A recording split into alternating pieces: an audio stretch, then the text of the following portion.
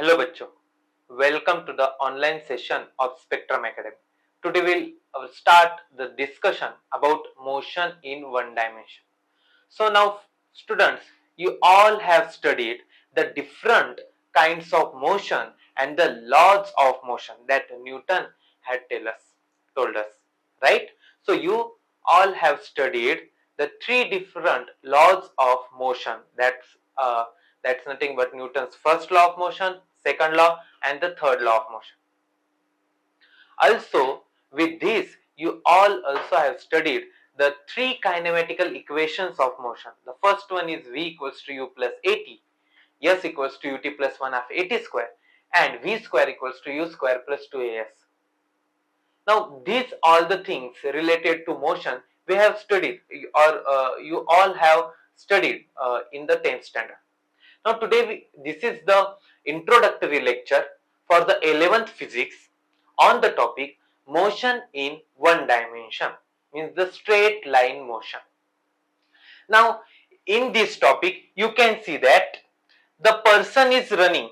If the person is running in straight line, the line of the run is the straight line, then this is called as the motion in one dimension. Also, here the person is riding the bicycle. Now, if the bicycle is moving in straight line, then this is also the example of motion in one dimension. Okay. So now we will start our discussion. Now, before that, we should know what do you mean by kinematics and what do you mean by dynamics. So there are different kinds of things. Now we know the motion. Now we have to study that motion. हम लोगों को पता है कि motion क्या होती है. Now we have to examine, we have to calculate the various parameters of motion. अब ये मोशन हो रही है, बॉल ऊपर से नीचे आ रहा है. क्यों आ रहा है? क्योंकि मैं यहाँ पर एक फोर्स अप्लाई कर रहा हूं नीचे के direction, right? Means I am applying the force in downward direction so that the ball is jumping like this. So the motion is the cause of force, right? So force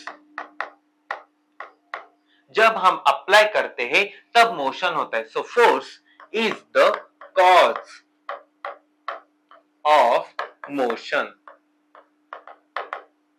So force is the cause of motion, right? Now suppose अगर मुझे motion का study करना है, अगर मैं force भी मेरे study में इंक्लूड करता हूं तो क्या होगा, और अगर मैं फोर्स इंक्लूड नहीं कर रहा हूं तो क्या होगा. So there are two types of study things. The first one is kinematics and the second one is dynamics. The first one is called as kinematics and the second one is called as dynamics. Now, what do you mean by kinematics and what do you mean by dynamics? Right? So, it is the study of motion of objects without taking into account the factor which cause the motion. मतलब हमें consideration नहीं करना है कि motion किस वजह से हुई है. अब मोशन क्यों हो रही है? क्योंकि हम एक्सटर्नल फोर्स अप्लाई कर रहे हैं, इसलिए हमारी मोशन हो रही है, right? So we have to ignore that factor. Means we have to ignore the force. Means only we have to study what? Only we have to study इसकी initial velocity यानी u क्या थी, इसकी final velocity क्या हो गई. अगर वो पॉइंट A से पॉइंट B तक जा रहा है तो उसकी इनिशियल वेलोसिटी क्या है, पॉइंट B पे जाने के बाद उसकी फाइनल वेलोसिटी क्या हुई, और A से B के बीच उसने कितना डिस्टेंस ट्रेवल किया, यानी यस उस डिस्टेंस ट्रेवल करते वक्त उसे कितना टाइम लगा, यानी टाइम टी. इफ अगर हम लोगों ने u, v, s and t ये पैरामीटर्स के कैलकुलेशन किए तो माने हमने क्या स्टडी किया, हमने काइनेमेटिक स्टडी किया. बट इसके साथ अगर हम स्टडी में फोर्स ले रहे हैं कि यहाँ पे जो पर्सन था उस पर्सन ने कितने प्रेशर से, कितने फोर्स से ये बॉल पर फोर्स लगाया ताकि वो जंपिंग कर रहा है, अगर ये फोर्स हम कंसिडरेशन कर रहे हैं तो वो स्टडी होता है डायनेमिक्स। मतलब dynamics it is the study of motion with the consideration of the force and the kinematics means the study of motion without the consideration of force, right? So हम force के साथ भी study कर सकते हैं। अगर मुझे फोर्स नहीं पता है लेकिन मुझे मोशन दिख रही है, उस मोशन का हम जो स्टडी करते हैं without knowing the knowledge of force, that study is known as the kinematics. और अगर फोर्स के साथ हम स्टडी कर रहे हैं, that study is known as the dynamics. In this chapter we will study both kinematics and dynamics, right? So these are the things. Now the bicycle is moving, this block is doing its motion along the pulley. Now again this ball is going up and down. These are the only motion, we don't know the force. अगर ये bicycle point A से point B तक यहां तक जा रही है तो मैं क्या कैलकुलेट कर सकता हूं, इसका डिस्टेंस कैलकुलेट कर सकता हूं। इसमें स्टार्टिंग में इनिशियल वेलोसिटी कितनी थी वो कैलकुलेट कर सकता हूं, बी पर जाने के बाद फाइनल वेलोसिटी क्या आई वो कैलकुलेट कर सकता हूं। उसके साथ साथ इसने ए से बी तक जाने वक्त कितना टाइम लिया ये मैं कैलकुलेट कर सकता हूं। अभी यहां पर मुझे फोर्स नहीं पता है, राइट? मुझे पता नहीं है कि ये जो पर्सन है ये बाइसिकल के जो पेंडल्स होते हैं उस पे कितना फोर्स अप्लाई कर रहा है अपने पैर से, ये मुझे पता है क्या? नहीं, राइट? ये पता नहीं है, लेकिन फिर भी मैं इसकी इनिशियल वेलोसिटी फाइंड आउट कर सकता हूं, फाइनल फाइंड आउट कर सकता हूं, डिस्टेंस फाइंड आउट कर सकता हूं, टाइम फाइंड आउट कर सकता हूं। ये जो पैरामीटर्स हम फाइंड आउट कर रहे हैं without knowing the knowledge of force, मुझे पता नहीं है कितनी फोर्स अप्लाई हुई है और वो हम निकाल भी नहीं सकते, राइट? अगर मैं चल रहा हूं और मैंने बाइसिकल स्टार्ट किया, मुझे क्या पता कि मैंने कितना फोर्स अप्लाई किया, right? So this is very difficult to understand what is our force on that pedal of the bicycle. So वो नॉलेज में मुझे पता नहीं है तो भी मैं ये कैलकुलेशंस कर रहा हूं, इस कैलकुलेशंस को बोलते हैं काइनेमेटिक्स। और इसीलिए हमने काइनेमेटिक्स में 3 काइनेमेटिकल इक्वेशन पढ़े 10th में। फर्स्ट इक्वेशन होता है v equals to u plus at। यहां पर कहीं फोर्स दिख रहा है क्या? नहीं। ए एक्सेलरेशन है, इनिशियल वेलोसिटी है, फाइनल वेलोसिटी टाइम है, पैरामीटर्स। सेकंड हमने देखा s equals to ut plus 1/2 at square. Then third हमने देखा कि v स्क्वायर क्या होता है, u स्क्वायर प्लस 2as होता है। ये जो 3 इक्वेशंस हमने पढ़े इसे बोलते हैं हम equation of kinematics, kinematical equation. मतलब यहां पर हम फोर्स कंसिडरेशन कर नहीं रहे हैं, right? So this study is known as the kinematics. Now kinematics के साथ हमें और क्या पता होना चाहिए, right? So now we will start the next topic. So what do you mean by rest and what do you mean by the motion? These are the two topics. The first one is the rest and the second one is the motion. Rest मतलब क्या होता है? Rest मतलब जब object उसकी position change नहीं कर रहा है, राइट? अब ये पर्सन यहां लेटा हुआ है, he is in the sleeping mode, right? He is not changing its position over some time. 1 घंटे के लिए ये पर्सन यहां पर ऐसे लेटा है, तो उस 1 आवर के लिए इस पर्सन की मोशन को क्या कहेंगे हम? Rest motion. मतलब उस पर्सन ने कोई भी पोजीशन चेंज की नहीं है, right? So if the body does not change its position with time with response to its surrounding, then it is called to be at rest. यानी वो पर्सन और वो बॉडी जो है वो रेस्ट पर है। क्यों? क्योंकि वो कुछ चेंजेस नहीं कर रहा है, उसकी पोजीशन चेंज हो रही है क्या? नहीं। लेकिन अब ये कार ड्राइव हो रही है यहां से यहां, दिख रहा है हमें, ये मोशन चल रही है, राइट? ये मोशन चल रही, मतलब इसका पोजीशन क्या हो रहा है? चेंज हो रहा है ओवर द टाइम। अब 1 मिनट में ये यहां थी तो दूसरे मिनट पे वो आगे गई, आफ्टर हाफ एन आवर वो और आगे गई, आफ्टर 1 आवर और आगे गई, मतलब वो मोशन हो रही है continuously. So here the object is changing its position with respect to time, so this is called as motion. इसे हम कहेंगे मोशन और this is nothing but rest. Rest यानी स्टेशनरी, रेस्ट यानी स्टेशनरी। मतलब stable. So motion, a body is said to be in motion if it changes its position with time. So the motion is always relative to the observer. Motion क्या होती है? Always relative to the observer. अभी इसका मतलब क्या? अगर या car में कोई पर्सन बैठा है और उसके बाहर वेट, अगर या कार में कोई पर्सन है, राइट, इस कार में एक पर्सन है और कार के बाहर एक पर्सन है. अब कार में बैठे हुए पर्सन को क्या लग रहा है कि उसके आसपास का जो एनवायरनमेंट वो मूविंग हो रहा है, राइट. ये क्या इसे देख रहा है कि ये जब आगे जाएगा इसे क्या दिखेगा, ये ऐसे देख रहा है कि ये पर्सन मूवमेंट हो रहा है, ये पर्सन पीछे जा रहा है, ऐसे इसे देख रहा है. लेकिन जो बाहर जो पर्सन है उसे क्या दिख रहा है, ये कार मूविंग हो रही है, राइट. सो इसके लिए ये मोशन में है और इसके लिए ये मोशन में. So this is relativeness, right. So the motion is always relative to the observer. इसके लिए ये मोशन, ये थिंग मोशन में और इसके लिए ये पर्सन क्या है, मोशन में.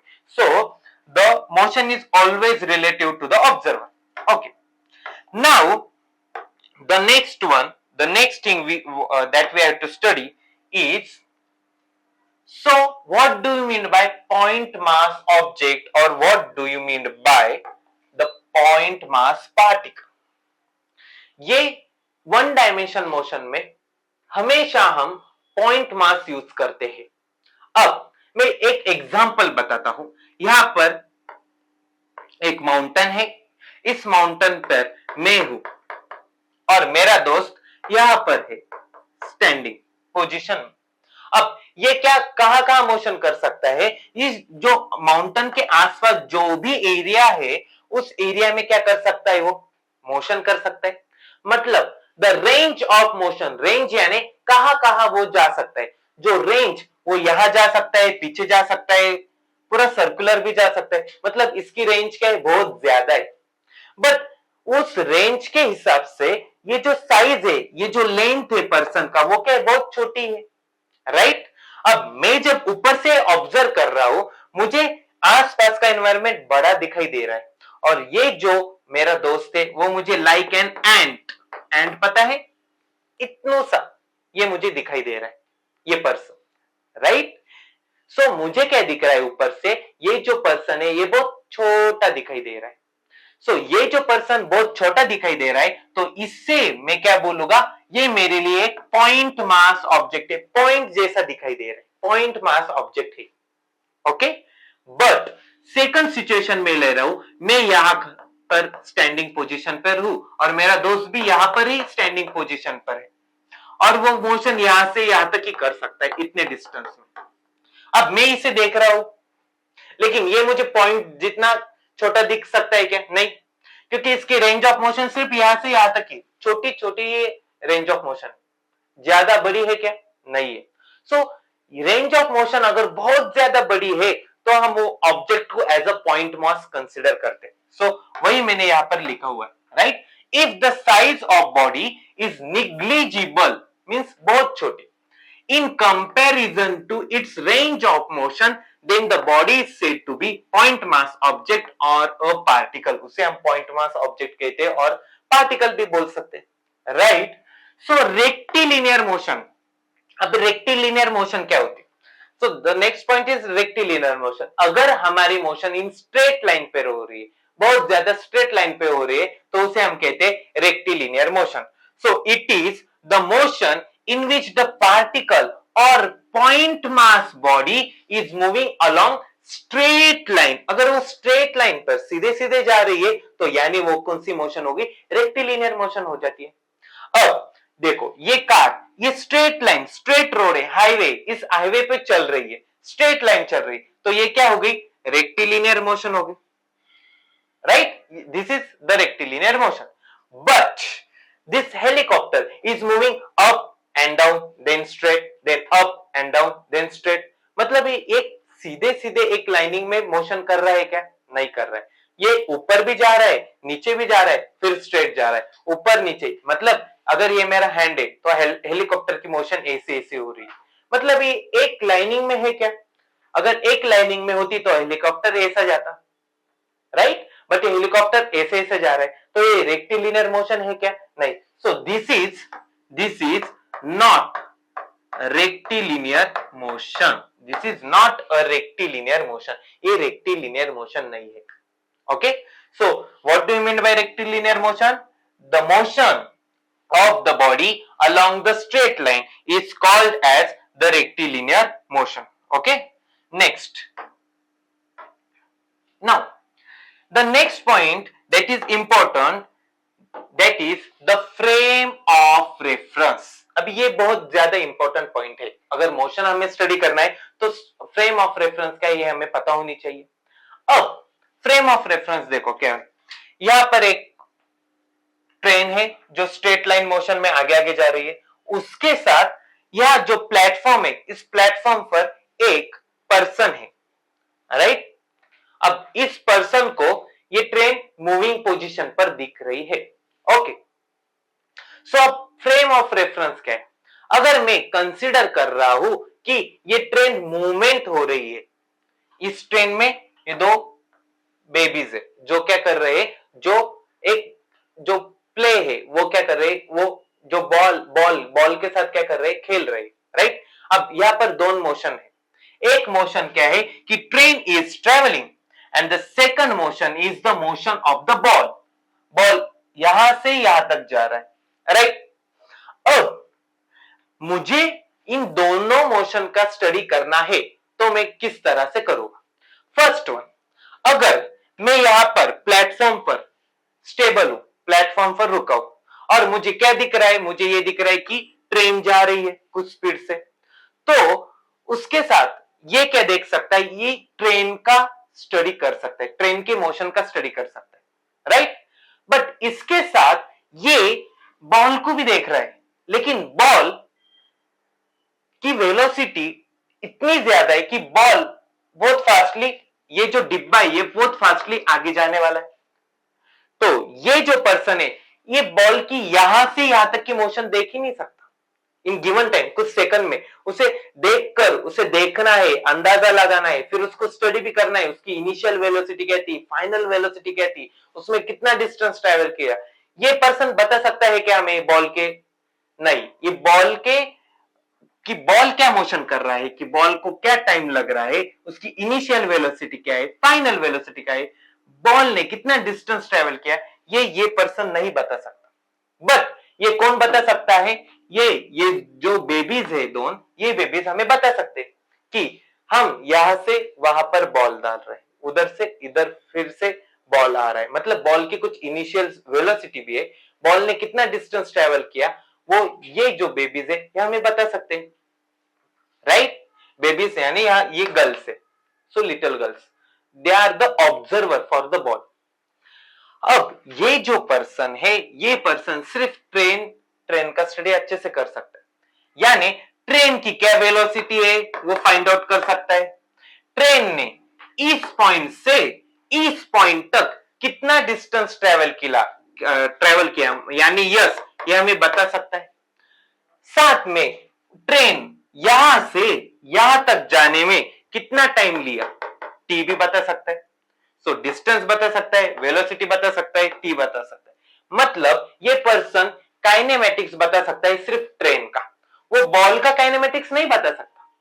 सो फ्रेम ऑफ रेफरेंस यानी ऐसा ऑब्जर्वर जो मोशन को प्रॉपरली स्टडी कर सकता है. अब मोशन क्या थी? ट्रेवलिंग की मोशन थी, ट्रेन की मोशन थी. अब ट्रेन में जो लेडीज बैठी है ये ट्रेन के बारे में नहीं बता सकती कि ट्रेन का स्पीड क्या है, ट्रेन यहां से यहां तक क्या डिस्टेंस ट्रेवल कर रही, क्योंकि वो खुद ट्रेन के साथ बैठी है और आगे आगे जा रही. राइट. वो ट्रेन के बारे में नहीं बता सकती, लेकिन वो बॉल के बारे में बता सकती. सो देखो यहां पर हमें क्या देखने को मिल रहा है कि for motion of train the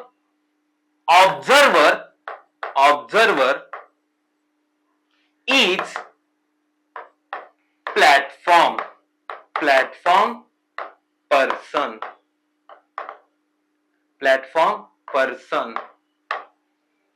यानी जो मोशन हो रही है ट्रेन की, उसके लिए प्लेटफॉर्म पर्सन जो है वो मेन ऑब्जर्वर है. और ऑब्जर्वर यानी ही होता है फ्रेम ऑफ रेफरेंस। तो रेफरेंस किसके रेफरेंस में? With reference to the motion of train. Motion of train के रेफरेंस में मेन ऑब्जर्वर कौन है? ये पर्सन है। ये लेडीज है क्या? ये बता ही नहीं सकती कुछ, ये पर्सन है।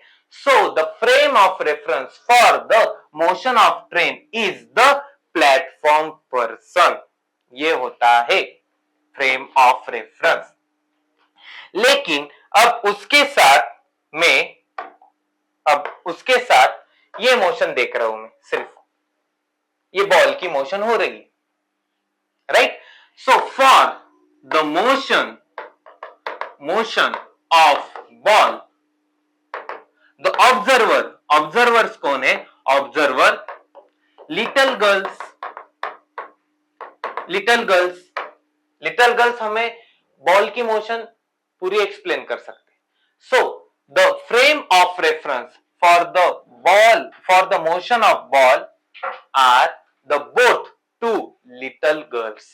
सो फ्रेम ऑफ रेफरेंस यानी ऑब्जर्वर होता है विथ रेफरेंस टू, ऐसा ऑब्जर्वर कि जो मोशन का अच्छे से स्टडी कर सकता है, राइट? सो यहां पर फ्रेम ऑफ रेफरेंस है टू लिटिल गर्ल्स, और जो बैक वाली स्लाइड थी उस पर हमने देखा कि फ्रेम ऑफ रेफरेंस क्या आता है? फ्रेम ऑफ रेफरेंस यहां पर जो मोशन, सिर्फ ट्रेन का मोशन हो रहा है, यहां पर फ्रेम ऑफ रेफरेंस क्या है? ये प्लेटफॉर्म पर्सन है। So these are the frame of reference. यानी फ्रेम ऑफ रेफरेंस क्या है? It is the system of three mutually perpendicular axis, x y z axis, attached to an observer having a clock with him with respect to which the observer can describe the position, displacement, acceleration, etc. of the moving object. यानी frame of reference यानी क्या होता है? Observer होता है। Observer ऐसा observer कि उसके पास उसकी एक वॉच है, वो क्या कर रहा है? अगर ये मोशन हो रही है तो नोट डाउन कर रहा है कितना टाइम लगा ये मोशन को, कितना डिस्टेंस कवर किया, कितनी वेलोसिटी से। जो ये एक्यूरेटली बता सकता है मोशन के बारे में, उसे हम कहते हैं frame of reference. So it is the system of three mutually perpendicular axes attached to an observer having a clock with him with respect to which the observer can describe the position, displacement, acceleration of moving object. यानी सी, अगर ये person यहां पर रुका था platform से, सो मतलब वो ओरिजिन पर रुका है। यहां से मैं एक एक्स एक्सिस ड्रॉ कर सकता हूं, ऊपर वाला एक्सिस, वाई एक्सिस, स्ट्रेट वाला एक्सिस, जेड एक्सिस ड्रॉ कर सकता हूं। मतलब मैं यहां पर खड़ा हूं और मुझे फ्रंट वाला डिस्टेंस मेजर करना है, तो ये एक्स एक्सिस हुआ, पीछे वाला माइनस एक्स एक्सिस, इधर वाला y axis minus y axis, right? ऊपर वाला जेड एक्सिस, नीचे वाला माइनस जेड एक्सिस। अब मैं हर डायरेक्शन का मेजरमेंट कर सकता हूं, लेकिन उसके लिए मैं कहां पर चाहिए? इस एक्सिस के ओरिजिन पर चाहिए। तो मैं ऊपर भी मेजरमेंट करूं, इधर भी मेजरमेंट करूं, नीचे भी मेजरमेंट करूं, सामने भी मेजरमेंट करूं। उसके साथ मेरे पास क्या चाहिए? क्लॉक चाहिए जो मुझे टाइम बता सके। So it is the system है, ये थ्री म्यूचुअली परपेंडिकुलर एक्सिस वाली सिस्टम है, जिसके पास क्या है? क्लॉक। और ऑब्जर्वर कहां होता है? इसके ओरिजिन पर होता है, जहां पर ये इंटरसेक्ट हो रहे तीन axis. So the point of intersection of three axis is called as origin. ये जो तीन एक्सिस जहां पर इंटरसेक्ट हो रहे हैं उसे क्या कहते हैं हम? Origin, which serves as the reference point of the position of the observer. मतलब ऑब्जर्वर वहां ओरिजिन पर रुका हुआ है। So this is all about the frame of reference. Frame of reference में दो टाइप्स होते हैं, inertial frame of reference, non inertial frame of reference. जब एक्चुअल चैप्टर हम स्टार्ट करेंगे इंट्रोडक्टरी के बाद, तब हम वो पूरा स्टडी करेंगे, right? So this is all you have to know. Now after that the next topic is what do you mean by the one dimension motion? This is very easy topic. So अब motion के type से one dimension motion, two dimension motion, three dimension motion. Now what do you mean by one dimension motion? It is the motion in which only one coordinate changes with the time. अब मेरे पास एक frame of reference है, यानी मेरा observer या origin पर है standing position पर। इसके लिए एक एक्स एक्सिस है, एक वाई एक्सिस है और एक जेड एक्सिस है। अगर मैं एक मोशन स्टडी कर रहा हूं, वो मोशन सिर्फ एक एक्स एक्सिस पे ही हो रही है, मतलब क्या, कार स्ट्रेट लाइन जा रही है तो वो स्ट्रेट ही जा रही है, मतलब एक्स एक्सिस पर ही चल रही है, तो ये क्या हो गई, वन डायमेंशनल मोशन हो गई। मतलब इसका y और z कोऑर्डिनेट चेंज ही नहीं हो रहा है, सिर्फ कौन सा कोऑर्डिनेट चेंज हो रहा है, सिर्फ x कोऑर्डिनेट चेंज हो रहा है। That means if only one coordinate changes with time, this motion is called as one dimension motion. Okay, so this is the one dimension motion. Now अगर to dimension motion हमें study करना है, सो to dimension motion में क्या होगा, to dimension motion यानी कितने coordinate change हो गए, टू डायमेंशन मोशन में two coordinate changes with the time, यानी ये एक्स एक्सिस, ये वाई एक्सिस, ये जेड एक्सिस मोशन कैसी हो रही है, सिर्फ एक्स एक्सिस पर नहीं हो रही है, अब एक्स एक्सिस भी चेंज हो रहा है, वाई एक्सिस भी चेंज हो रहा है, मतलब मोशन इस प्लेन में हो रही है, राइट। ये देखो यहां पर एक्स कुछ था, वाई कुछ था, अब मोशन से कार यहां तक गई, या एक्स कुछ आया, या एक्स आया, ये वाई आया, परत इधर गई, ये एक्स इतना आया, वाई इतना आया, यानी एक्स भी चेंज हो रहा है, वाई भी चेंज हो रहा है।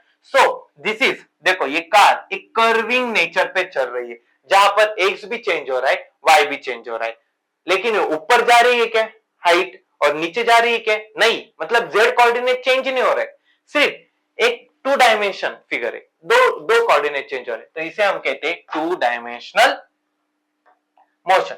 And the last topic is, so last topic है थ्री डायमेंशन मोशन। जैसे टू डायमेंशन मोशन होती है वैसी होती है हमारी three dimension motion.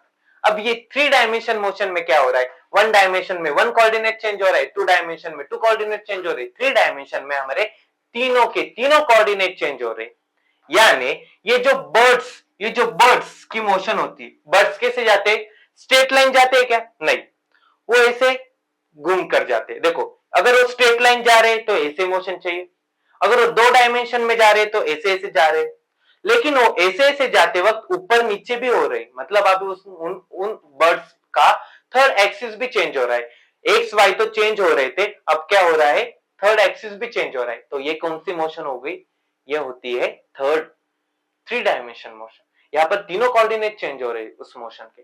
So the all the three coordinate changes with the time called as three dimension motion, ये three dimension motion है।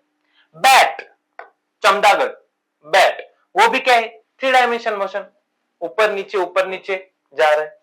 ये जो है पैराशूट, ये कैसे आ रहा है, ऊपर से नीचे आ रहा है, लेकिन वो ऐसे ऐसे घूमते वक्त इधर जा रहा है, इधर जा रहा है, मतलब उसका एक्स और वाई चेंज हो रहा है, उसके साथ साथ वो नीचे आ रहा है, मतलब जेड एक्सिस भी उसका चेंज हो रहा है, ऐसे ऐसे आ रहा है, उसके साथ जेड एक्सिस भी चेंज हो रहा है, नीचे आ रहा है, तो जेड एक्सिस भी चेंज हो रहा है, तीनों कोऑर्डिनेट्स चेंज हो रहे, इसीलिए हमें कहते हैं three dimension motion. So this is all the introductory part for the motion in one dimension. From next lecture we will start the exact discussion of what do you mean by one dimensional motion in mathematical method. So thank you very much.